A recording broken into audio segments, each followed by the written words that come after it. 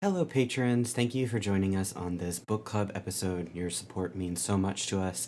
Because we are talking about Interview with the Vampire, I need to give you some content warnings before we get into the episode.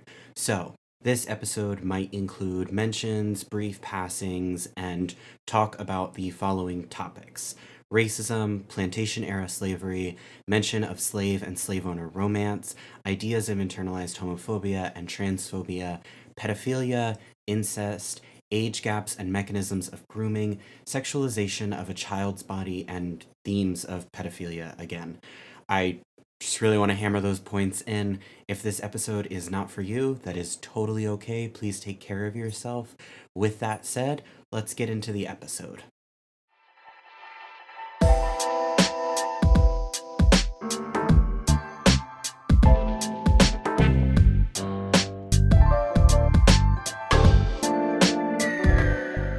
Hello, and welcome to Book Club.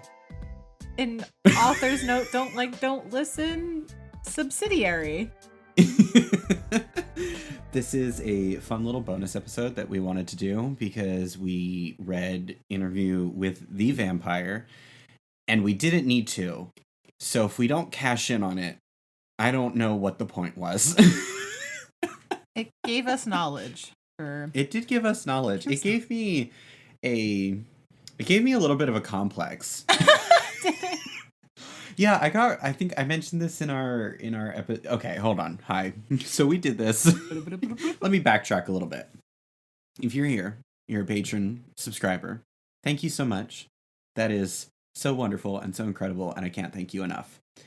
We recently released an episode on Anne Rice and her particular brand of bullshit when it comes to fan fiction. But when we were doing that episode, we decided to read Interview with a Vampire because we foolishly thought it would better inform us on what we were to learn. It really didn't, but it was a really fascinating read, and I think we both really kind of wanted to talk about it, or at least I really wanted to talk about it, and I roped Tease into it. So hi, my name is Cass. And my name is Tease.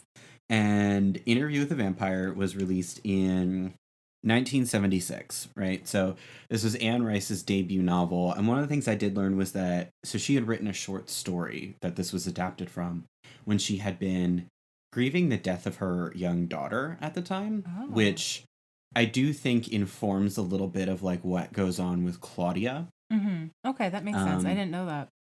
Yeah, I'm going to go ahead and read the blurb on the back of my book, which is very short, and it just says, "Here are the confessions of a vampire, hypnotic, shocking, and chillingly erotic. This is a novel of mesmerizing beauty and astonishing force, a story of danger and flight, of love and loss, of suspense and resolution, and of the extraordinary power of the senses. It is a novel only Anne Rice could write." I don't know that some of those words describe this book. I did enjoy it. Did you enjoy this book, Tease? It's okay if you didn't. I just wish it was edited more. Yeah. I prefer books that are a little bit more to the point. Mm-hmm. I say as I'm reading Dune, but I tend to enjoy, I don't want a metaphor for 2 pages. I just want what's going on. And sometimes I kind of got lost in it and was reading it over and over again. Like, yeah, I'm going to say, yeah, I'll say I liked it. Mm-hmm. I'll say I liked it. It draws and it meanders quite a bit. Oh, yeah, 100%. Yeah. And like we talked about it, her writing is very, very Dickensian. Mm-hmm. It takes its time. But that kind of surprises me even further, right? Because this comes out in 1976. It's her very first novel, and it surprises me the degree to which, like, I don't want to say she was allowed to get away with these things, but like there's a lot that like feels very loose. Like it feels like it could have been tighter. But she has like said before that she fought very, very hard to make sure that her work wasn't edited, wasn't distilled down, and like there's something very admirable about that, I think. And like, yeah, it's your creative vision, it's what you want. I think like there is validity in saying, no, I'm not cutting this, like it's important, you know, even if it's only important to her, it's important enough that she feels it's integral to the story. Did you have a favorite character in this book?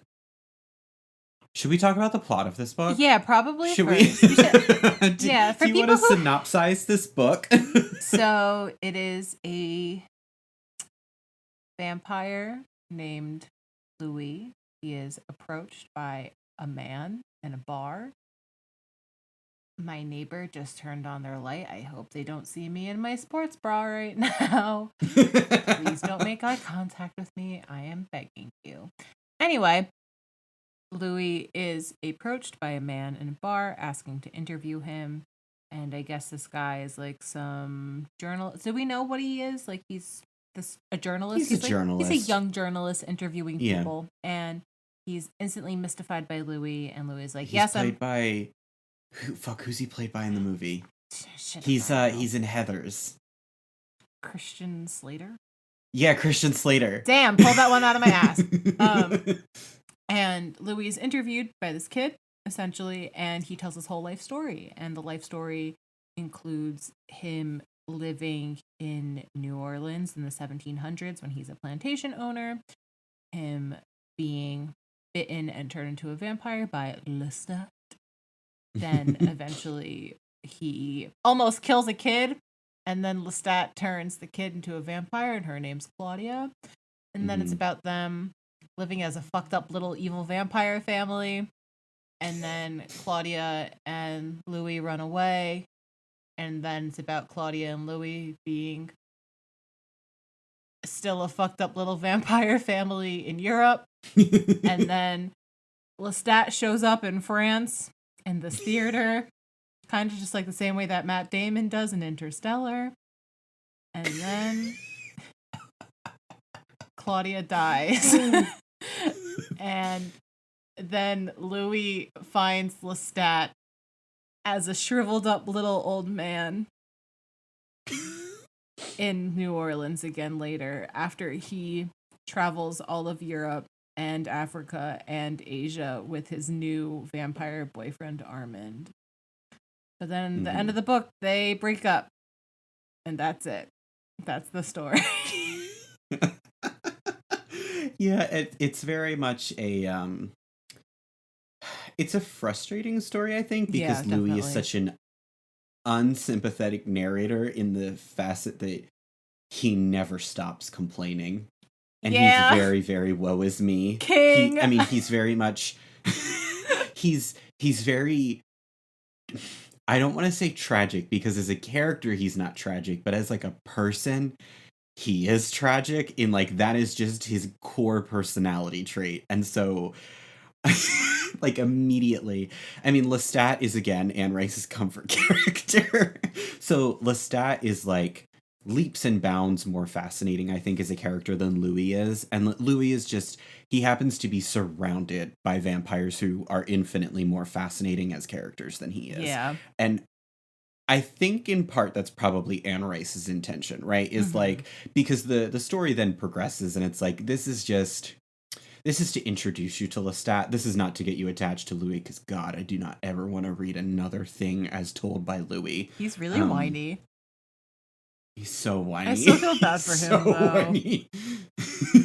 I feel awful and terrible for him, because like Anne Rice unwittingly wrote a story about internalized phobia, whether that be homophobia or transphobia, and that story is very much like, it also is a story of, on the more surface level, of Louis coming to grips with being a creature that he views as damned when he has subscribed his entire life to Catholicism, and in the early chapters of the book loses his brother, who's going to be a priest. And so like there's all this religious imagery, right, of like him literally entombing himself in a crypt on the property, which like was given to his brother as like a space to practice and worship. The book, though, is like stunningly homoerotic. Oh my God. There's no sex in the book, which surprised me. There's a lot of fade to blacking, though, I feel like. Like the first time he goes to visit Armand, it kind of is like a fade to black situation. I was like, are they doing something? It could be read that way. I think a lot of that is just Anne Rice being very indirect in the way she writes. Yes. we fill in the blanks. We're reading between the lines. I mean, Anne Rice will mention over and over again that like she knows she has gay fans. She knows that since the beginning that gay fans have seen this as gay, but she doesn't type deal. But in like reality, I mean, goddamn, Lestat and Louis share a coffin together. Like there was there was a series of threads going around on Twitter that I partially agreed with, which was talking about how coding has to be deliberate in writing, which I would disagree with.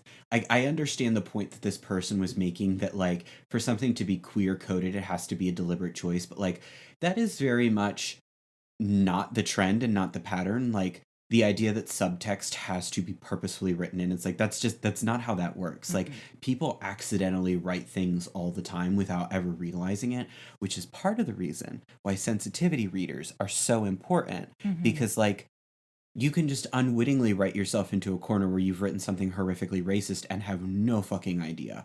That said, this book is racist, and racist. Especially that first part. It's big racist. Oh my god. It is. And like the movie makes it even more racist with Tandy Newton's character, where it's like, ooh, you know, she's a little bit attracted to Louis. That kind of makes it okay. And it's like, no, this makes it worse. This makes it worse. I haven't seen the movie in a while, so I don't really remember anything about it, but just the way that the slaves, like none of them have names. They're all just considered the slaves, or they're like, it's their title. It's never their name, even though Louis mentions several of them over and over again being a part of the home. Like, for instance, they're talked about as a collective. Yeah, they're talked about as a collective instead of a group of people. And Anne Rice talks a lot about them like understanding magic and voodoo and stuff like that, which is like a whole different can of worms, just like historically and literally, like literature wise, like literary. There we go. That's what I was looking for. And literary wise, and just like, I understand that this was written in the 70s and there wasn't as much talk about sensitivity and especially racism and sensitivity, but also at the same time, like, goddamn. And if you're living in Louisiana at this time, you are talking to tons of Black people. How have you never considered any of these people? She might not be, though. True. There are people. Oh, yeah, you're right. Louisiana. There are people who live in very insular, isolated communities that they make for themselves. Exactly. Yeah, you're right. That is 100% true. It's just... It doesn't excuse it by any measure. Oh my god, no. It's that, and I think it was more frustrating, right? Because I actively looked for her making any comments on racism, and like the one thing that came up was that like she defended Paula Deen.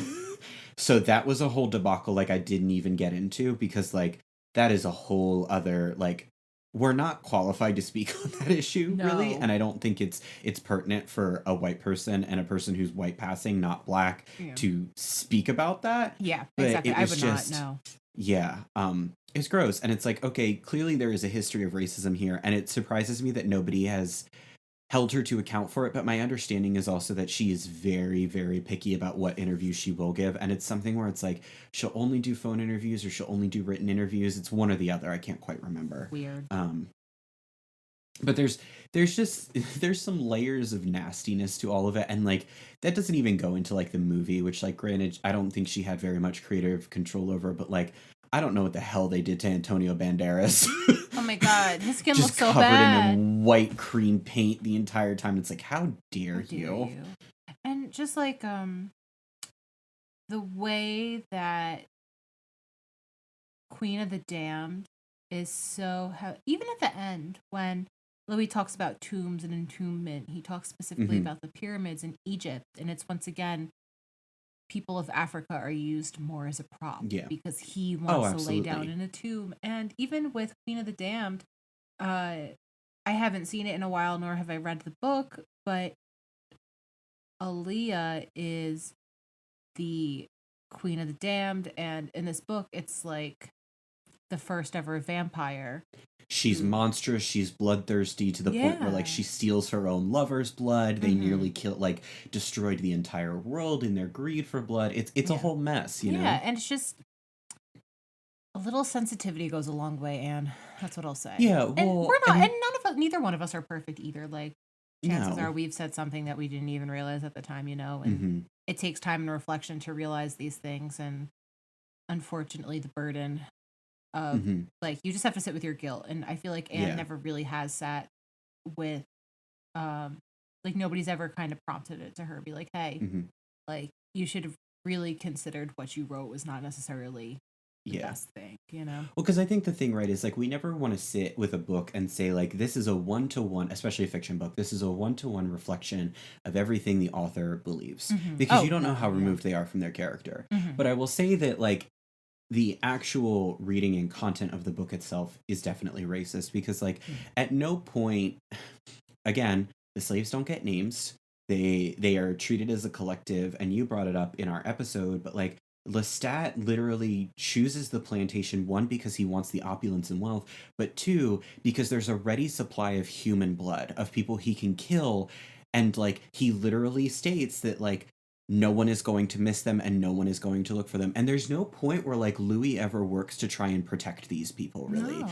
And they try and do that a little bit in the movie, but it falls flat because, again, the imagery of the movie is so incredibly racist. And not to mention... It's gross. It's really gross. Yeah. I always feel like also the same way about... There's kind of like some slight homophobia in it as well. Oh, yeah. Because, I mean, as we were just talking about earlier, but, for instance, Lestat turns this man who...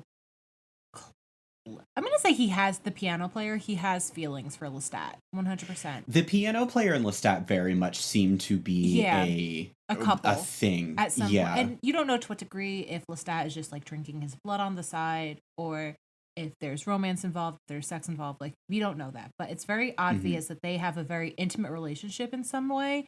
And this character is never mentioned again after he is used as not a prop, but like just kind of as a crutch for Lestat, you know, like.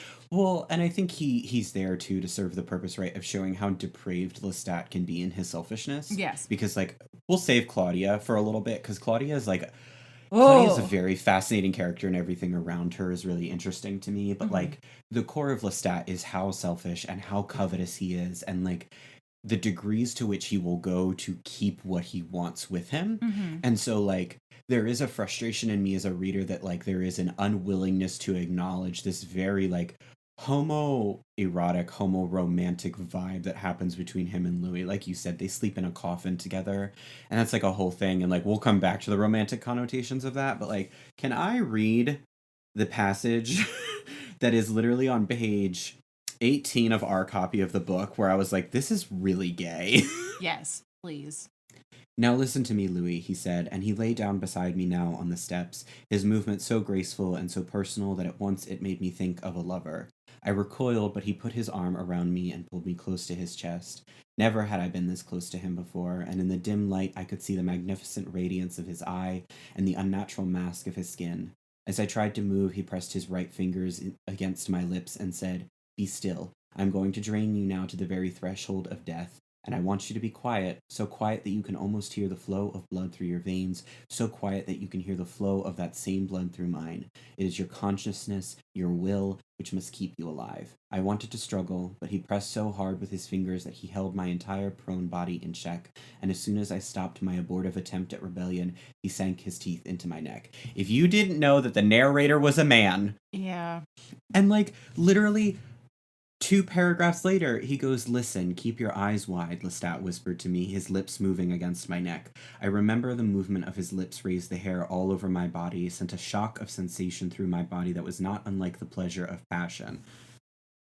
Like, you are literally physically aroused by him. Literally. And, like, Anne Rice uses the term aroused, and I mean, she uses gay, like, in a gay, happy sense. And there's a lot of dependency on each other without realizing. It's a lot of, we are fathers together and we love our child together, we're a family. There's we're her mother and father. Yeah, there's a lot of emotional attachment. And even there's a part like towards the end, I'm sorry, I don't have my copy in front of me, but there's a part when a character asks Louis, "Did you not have feelings for Lestat?" And Louis says no. He also says, Lestat, in fact, had aroused in me feelings which I hadn't wished to confide in anyone, feelings I'd wished to forget, despite Claudia's death. Hatred had not been one of them. For a woman who prides herself on how purposeful she is about each individual word that she picks, it's like, okay, but the words you didn't choose are also saying just as much. It's like if this was something that came out today, my God, this gay as hell. This would be Good Omens who. Omens who. And I mean, it's not a bad thing necessarily that, like, there is part of me that really enjoys reading this and being like, yeah, this is very much a queer narrative. Like, it is so plain and bold on the page. But I think it is laughable to try and argue that it is not gay. Oh my God, yeah. It's like how we always tease about The Outsiders, you know? Like, when you read The Outsiders, you're like, my God, that's gay. And then the author is really angry. She's like, no, it's not. And it's same vein, you know? It's... Sometimes there's a difference between stuff being intentional and stuff not being intentional. Like, I always think about how the cartoon My Life as a Teenage Robot, several people have actually reached out to the creator and been like, hi, we think this is a trans narrative. And he's like, cool, I didn't intend that, but if that's how you relate to it, if that's how that makes you happy, then of course, like, I will say then, yeah, sure, if that's what you see it as, then it is for you, because how you internalize text and media and how we view these things that are colored by our own personal experiences and relationships, we are going to find within the cracks of this writing things that we connect to in ways that may have never been intended by the creator because it's just out of their scope. And Anne Rice does not appreciate that out of her. Right. Yeah, which, like, it is... I think that's a really frustrating thing as, like, both a reader and a writer, because it's like part of the joy of writing and creating is the way in which you are communicating with other people, right? And, like, how they will take your story and interpret it entirely differently. And, like, there aren't invalid readings. There are only readings that are more or less substantiated than others, you know, be that within the text or outside the text. But, like, the idea that it's like you put something out there and only your interpretation and intention as the author is the only valid purpose is like, no, like, it's not how that works. Yeah, exactly. Like, I think we can all agree Tolkien didn't mean to write this, like, homoromantic plot line between Sam and Frodo or between, like, the Fellowship at large, but, like, that doesn't mean it doesn't exist. Yeah, exactly. It's again that point of, like, you as a person are made and determined by your perceptions of the world, and so no two people are going to have the exact same perception and experiences, so no two people can have the exact same reading of a text, and, like, that's okay. That is the joy of, like, critically engaging with things, even on a casual level, as nonsensical as that sounds. I want to talk about Claudia. You want to talk about Claudia? I want to talk about Claudia. Let's talk about Claudia. Claudia, okay, so in the movie, right, that's, like, the moment that Kirsten Dunst has, like, her huge breakthrough, because she is an incredible young actress, and she's, like, 8 or 9, and so Claudia is 8 or 9. In the book, Claudia is 5 years old. Yeah. And I find Claudia's character really, really fascinating and really amazing, and, like, there is part of me that, like, really appreciates that Anne Rice took the young vampire idea and was like, no, I want to challenge this in, like, the sense of, like, how fucked up this is. So Claudia is a child. She was 11. And it's like, huh? She was 11. Oh gosh, damn. So in the movie, she's 11. She was, but in the, like, I think Claudia's supposed to be like 8 or 9, but in the in the book she's 5. In the book she's 5, but I mean in the movie I think she's supposed to be like 8 or 9. But Kirsten Dunst herself was 11. Okay. Which still often children are aged up in movies, and that is a whole thing. But, like, so Claudia is a young girl whose mother is dead from disease, and she is now orphaned. And Louis, in this, like, bender of desperation in finding that, like, Lestat has none of these, like, otherworldly answers and, like, what is life and what does it mean, he goes out and he feeds off of this child. Screwed up. And Lestat, seeing that this is like a way that he can keep Louis close to him, decides, we're going to turn this child. And then you'll be stuck with me forever. Yeah, because she's this used child, as a bargaining tool. yeah, which is like a phenomenal plot device that I thought was like really twisted and fucked up and really well done in that regard. Because Yes, like, definitely. yeah, you now have Louis, who is like burdened with the fact that like he can't leave Lestat because then Lestat will be alone with his child, and Lestat is such a depraved individual, he doesn't trust him. But also like Louis is miserable, and Lestat's like, I needed to give you something to love and nurture because I know you don't love me. Yeah. All of that would be fine, I think, if like the whole interrogation of Claudia from an outside perspective then didn't really rapidly become a question about pedophilia in a way that I really don't like. Because Claudia, of course, being made a vampire, never ages. And so the conflict of her character, right, is that like she's never going to mature. She's never going to look like a fully grown woman, but her mind has continued to mature. And so you basically have like an 80-year-old woman who has all these experiences, but she is trapped in this little porcelain doll body who's being dressed up and given dolls and treated like a little baby all the time. And it is like infuriating to her. And like she will never be able to operate as an individual on her own without somebody there to assist her. Because like a 5-year-old child can't just go around living and like get a house and, you know, open a bank account or anything. People are gonna be, oh, you're so cute. And she's like, please, I just want to open a hedge fund, please. Literally. That's literally. My house is in escrow. Can you help me? I don't know what that means. So as it progresses through the story, it becomes like the language used to describe Claudia is so sensual that like it makes me uncomfortable because she is like she's described in such a way. Even from the time that she is only a 5-year-old child. Like it's not even when she's older. It's like from the very moment we meet her. Yeah. And it was like having recently read Lolita, a lot of it harkened back to that for me. And one of the difficulties in dealing with these sort of like age gaps when you write them in fiction, right, is like you don't want to unwittingly convince your reader that it is totally okay to engage in a relationship with a person who's a minor because they're so mature for their age. Like that is one of like the very first things that predatory people will use to try and make their victims more comfortable with them. Say like, oh, you're so mature for your age, and they'll try and isolate them and make them feel othered and also make them feel mature enough for a relationship. At the point that they turn her, Louis is quite old too. I mean, he's like in the body of like a late 20s, early 30s something man. The timing of the book is quite murky, right? It's, again, Anne Rice not being very definitive or concrete in any of the statements she'll make. Yeah, so in talking about Claudia and bringing her into the world, Lestat starts, you want her, Louis, don't you see? Once you've taken her, then you can take whomever you wish. You wanted her last night, but you weakened, and that's why she's not dead. I could feel it was true, what he said. I could feel again at that ecstasy of being pressed to her, her little heart going and going. She's too strong for me. Her heart, it wouldn't give up, I said to him. Is she so strong? He smiled. He drew me close to him.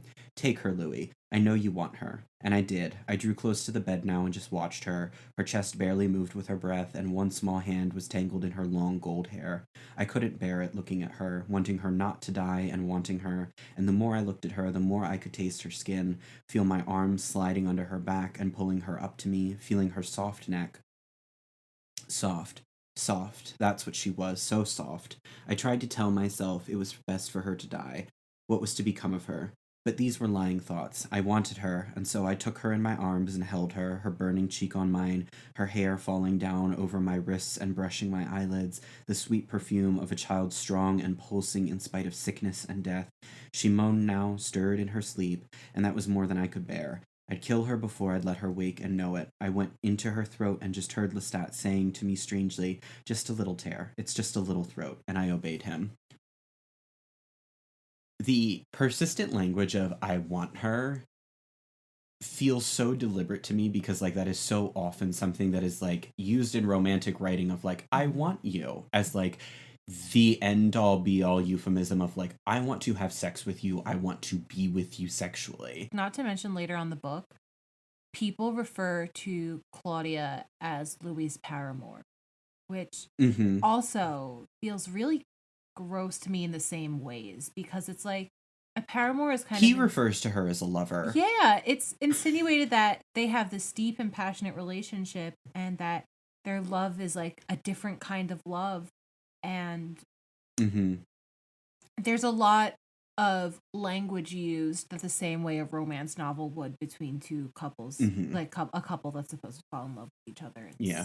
Something's wrong. Literally, not 10 pages later, Louis says, "At dawn she lay with me, her heart beating against my heart, and many times when I looked at her, when she was at her music or painting and didn't know I stood in the room, I thought of that singular experience I had with her and no other, that I had killed her, taken her life from her, had drunk all of her life's blood in that fatal embrace I'd lavished on so many others, others who lay now mouldering in the damp earth.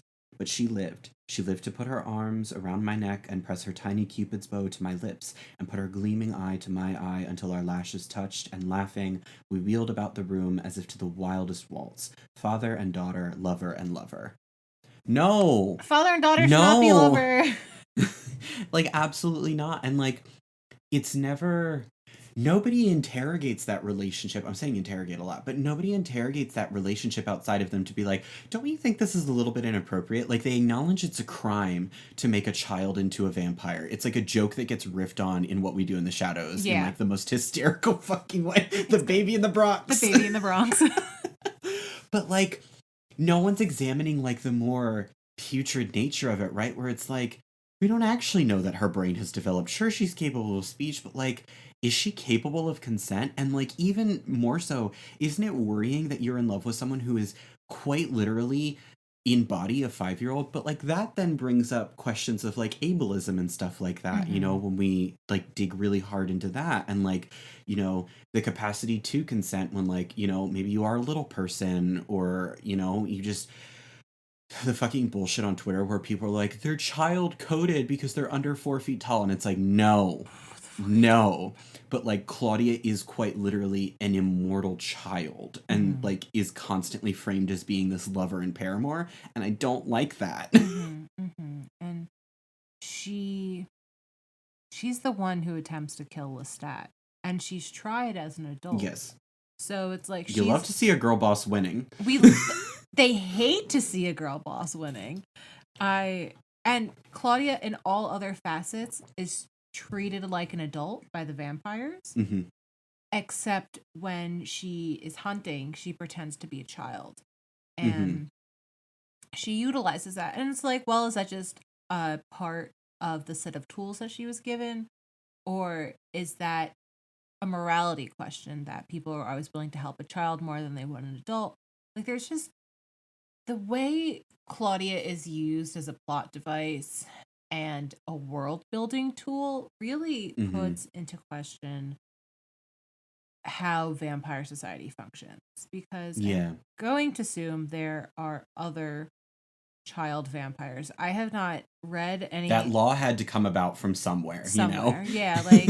And I was wondering, I doubt it was preemptive. Yeah, and it's like, well, what about children? What about animals? Like, what is vampire law? Did Lestat know vampire law? And he just refused? Because clearly these vampires from the theater knew Lestat, you know? Yeah. And it's like, well, did Lestat just say, fuck the rules? And... Yes. He used and refused to tell Louis these rules in order to manipulate him. And yeah, absolutely. It's... So then there you go. That's another theme. And I was actually talking to my mom about the book, and I was talking to her about it, and I was like, well, is hell the experience or is hell the people?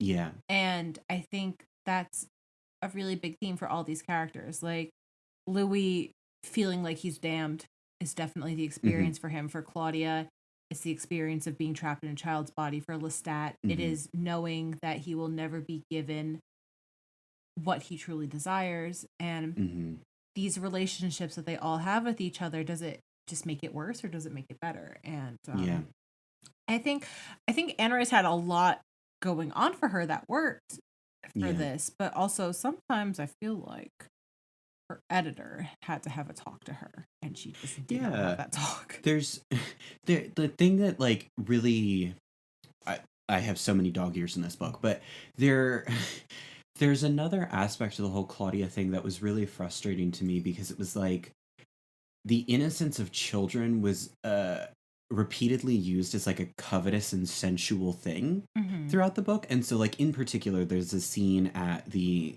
Theater of Vampires in France where they are witnessing a woman who has been brought onto stage who is human. She's dazed and confused and she doesn't know where she is. And like the people in the theater don't realize that that isn't part of the play, but the vampires are all there to feast on her. And so Louis goes into saying, I could hardly bear it, the sight of her yearning towards him, seeing her dying now under his vampire's power. I wanted to cry out to her, to break her swoon. And I wanted her as he was moving in on her, his hand out now for the drawstring of her skirt as she inclined towards him, her head back, the black cloth slipping over her hips, over a golden gleam of the hair between her legs. A child's down, that delicate curl, the skirt dropping to her feet. Children don't have pubic hair. Why are you... Children don't have pubic hair. Why are you describing that as like a child's pubic hair? Yeah, I also thought that was bizarre too. It's just a really weird moment where you're like, wait, hold on. And then it again, like she has golden hair. Who else has golden hair? Claudia, who is sitting right next to him. And it again harkens back to like this question of like the nature of the relationship between Louis and Claudia, which like as a reader, I do find really fascinating, but like is again... It troubles me, and like I think that's what it's meant to do, and so it's like successful in that part. But there's also part of me that is dubious of Anne Rice's success with that narrative because like I don't know that she intended for it to be as pedophilic, pederastic, incestuous as it is. You know, I can't say. Don't know. Obviously, okay. Anne Rice. Let's talk about the pedophilia. Anne Rice, come on the podcast. I don't think she'd want to come on the podcast. No, she wouldn't. I mean, he says, it was not that I did not love her. Rather, it was that I knew I loved her only too well. That the passion for her was as great as the passion for Armand. Which, again, is like confirmation of how in love with Armand he is. Yeah, they're literally vampire boyfriends. Yeah. And Armand constantly tells him he loves him. Yeah, and oh my god, can we also talk about how, like, Lestat is still... yearning for Louis literally like 100 years after they break up. He's the one who got away. And Lestat cries. He cries in his little armchair in his sad little home. With his little rats. With his little rats and stinky dead cats. I did love the supposition, right, that vampires will only age when they stop moving with society. That it is when they like refuse to move and change with time that is when they become old and decrepit. And I thought that was really fascinating. Yeah, I like and that. Really clever and like makes a lot of sense.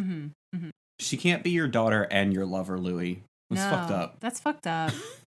Louis fucked up. Louis fucked up. Lestat's fucked up. They're all their own brands of fucked up. I mean, Armin's fucked up. Like, you think he's all this nice guy, and then like you find out that he killed Claudia. Like, oops, spoilers, but I think we already got into the spoiler territory. World that he like willingly made the decision. He was like, I can't save both of you, so I'm gonna save you and not Claudia. Yeah. And I think there's a question to be asked there of like, is that not the kinder choice? You know, like, I mean, she didn't get any agency in it, so no.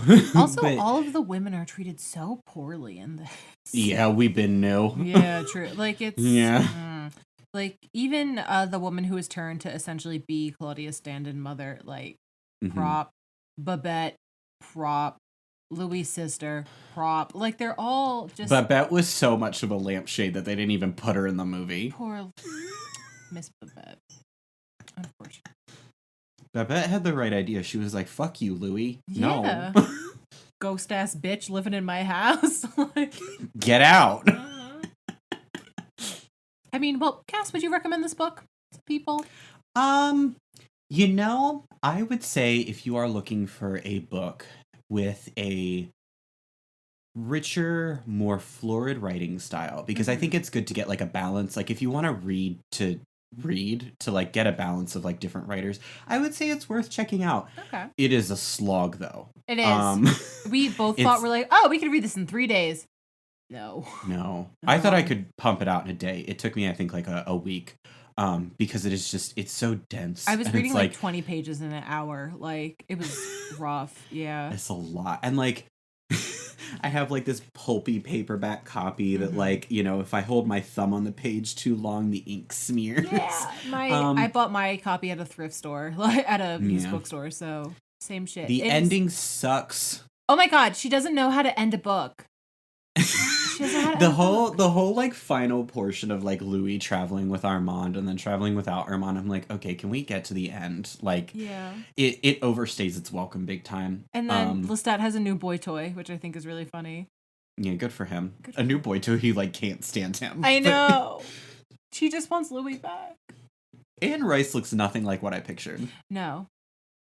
I guess I'd recommend it. I'd say it's an interesting read. It's definitely not one of my favorite books. I think it's contemporary canon. I will say that. It is pop culture contemporary canon. Yeah. And I think it's always nice to have context. It's really illuminating for what it's fun to see the original work that inspired this movie, because I feel like Interview with the Vampire is still such a pop culture phenomenon in some way, as well as Queen of the Damned.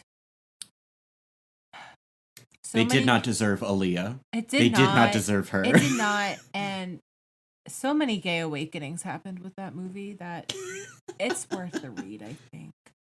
I mean, the weird fucking close up on a nipple in like the very first scene. Like I said, I haven't watched it in a while, so can't say. And like, I think it's really important to how vampire pop culture works. We forget that, yes, Twilight exists, but also like before Twilight, there's always been other vampire media, but Interview made vampires sexy. Like, we wouldn't have the phenomenon of True Blood, we wouldn't have the phenomenon of Twilight this way without Interview, because Interview made vampires appealing, made them modernized, and Anne Rice did that. Without writing a single sex scene with them. I know. Which again is like, this book embittered me because it was like, and I keep harping on this, but like my perception of Anne Rice from pop culture had been that she wrote these like dirty, shitty bodice ripper books. And like a Harlequin almost. Yeah. And like, not to say that romance novels are shitty, but we all know that there are bad ones. Yes. 50 Shades of Grey. Yes. But like, Anne Rice is an incredibly beautiful writer. And like, there is skill. There is immense skill and talent in her work. And like, it is worth reading and worth exploring and worth talking about. Like, if this was like a war story, I think she'd be taken way more seriously as a writer, you know, unfortunately.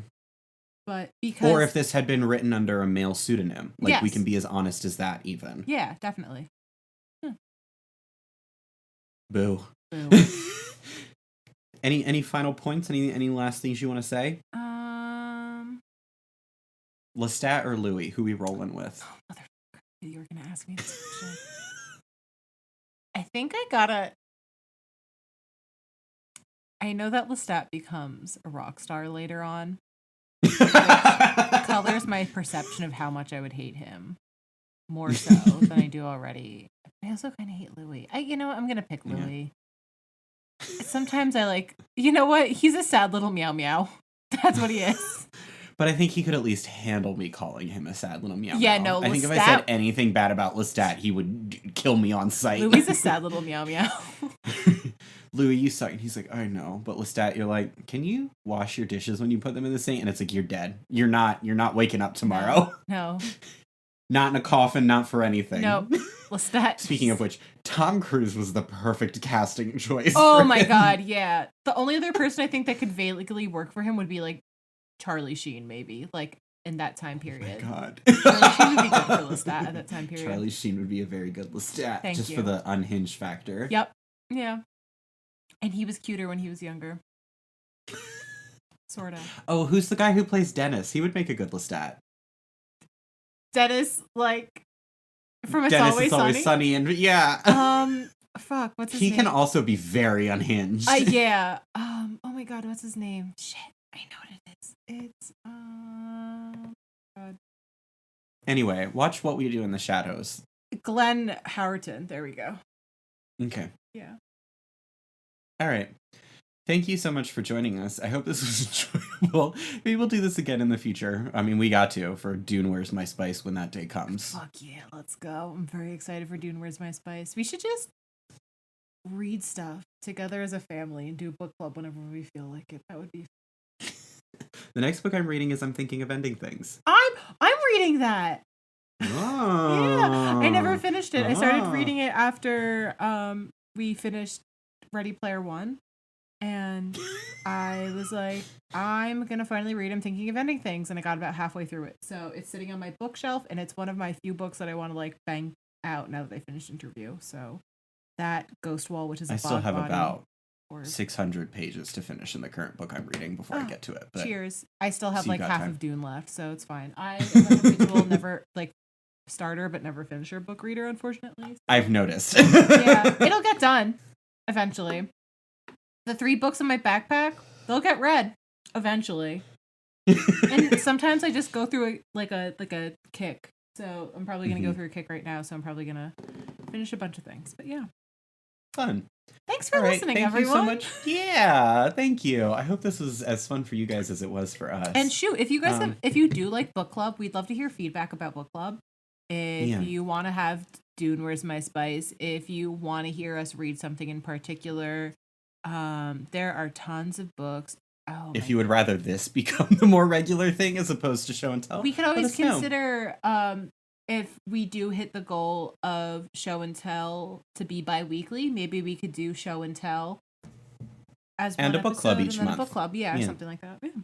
Let us know. Leave some comments in the Patreon post below. Until next time, stay safe. Bye, guys. Bye. Bye. Make sure your room is well lit if you're going to read.